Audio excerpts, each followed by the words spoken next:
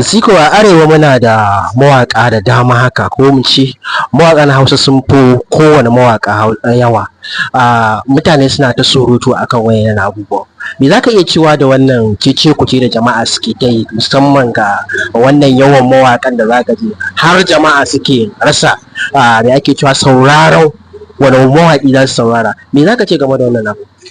To gaskiya ka san abin da yasa za a ga kamar cewa a mawaka arewa muna da yawa shine yawanci gaskiya yan arewa muna da talent, muna da talented sosai a arewa, domin tun da kan kanana zuwa manya mutanen arewa Allah ya blessing mu da baiwa sosai da sosai. Saboda haka ita kuma harkar waka wata harka ce wadda take da farin jini sosai. Wani za ga daga sha'awa yake fara yi, ƙarshe ta kuma masa business. Wasu kuma suna zuwa ne akan business, dora akan business. Abin da yasa yanzu kowa ya zama mawaki shine ita waka ita ce wadda ba ta da wahala, tunda waka kaga wasaran itace bace, abu ne na tunani, na creating, na kwakwalwa. Saboda haka yawanci mutane suna so su samu kuɗi ne a sauƙaƙe, shi yasa zaka dinga ganin yawanci mutane sun shigo. Kai yanzu menene babban burinka a wannan harka da kake yi na waka? Ni gaskiya a cikin harkar waka alhamdulillah Allah ya bani bayar waka, domin nayi waƙoƙi da yawa waɗanda mutane suka yaba kuma suka ji su kuma duniya suka amfana. Domin ita waka ba wai iya kai amfani da muryarka kai waka da zai zama cewa an ka mutu a kabari zaka dinga da na sanin cewa inda za a baka dama ka dawo ka gyara wani abu a duniya, ita ma waka za ta kasance ɗaya daga cikin abubuwan da kake so ka gyara ba. Saboda haka ita waka yana da kyau a ce mutum yi wani abu wanda ko da babu ranka zai kasance wani abin alfahari a tare da kai. Kwanakin baya mun ji cece ku ce game da kai haka, musamman za mu iya cewa a irin gidajen rediyo da gidan talabijin haka, musamman za a yi fiye da kai mutanen yankin ka suna korafin baka cewa a irin yankin kake, dai ka faɗi wata unguwa daban.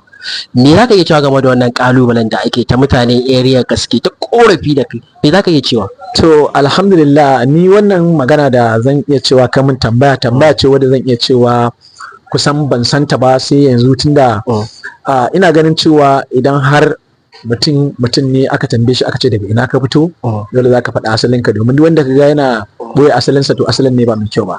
Don haka babu wani ɗan jarida wanda ya taɓa magana cewa a ina nake na boye na faɗi wata ƙungiya ko na faɗi wata unguwa na ce ni ɗan wata unguwa ne. Ko kai yanzu idan kana buƙatar ka tambaye ni zan iya faɗa maka unguwar da nake, kawai dai gidan da nake ne ba zan faɗa maka ba saboda security purpose, amma unguwa saboda me zan ce zan boye unguwa ta ko na sauransu.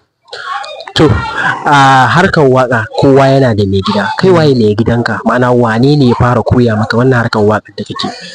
Gaskiya ni a harkar waka bani da mai gida, saboda ina da waɗanda zan iya cewa wannan shine mentor na, ma'ana wanda nake ban gane baka da mai, kawai ka faɗo ne ai kowa yana da, zamu iya cewa wani mutum wanda ya zama mai kamar misalin kamar malami. Ya kai ga gane kana da talent? Ita waka ai baiwa ce, saboda haka ita ba koyanta ake balle a ce wani ne ya koya min. Don haka kamar yadda na faɗa maka, ni ina da mentor kuma yana nufin cewa wani wanda kake jin sa. Ya aka ka gane kana da bayar waka? Yadda na gane ina da bayar waka daga dalilin tashe ne, irin tashe da ake lokacin azumi, a wannan lokacin ne na gane ina da bayar waka. Saboda idan lokacin da ka fara rubuta waka, wa ka kai waye gadin ɗinka ya nuna maka? Ni ban taɓa kai wani ya min gadin a waka ba, kawai abin da na sani. Ya aka ka sami ilimin waka? Yadda na sami ilimin waka shine na dan karanta waka a O level, ma'ana lokacin da ina secondary mun yi waka ta baka da waka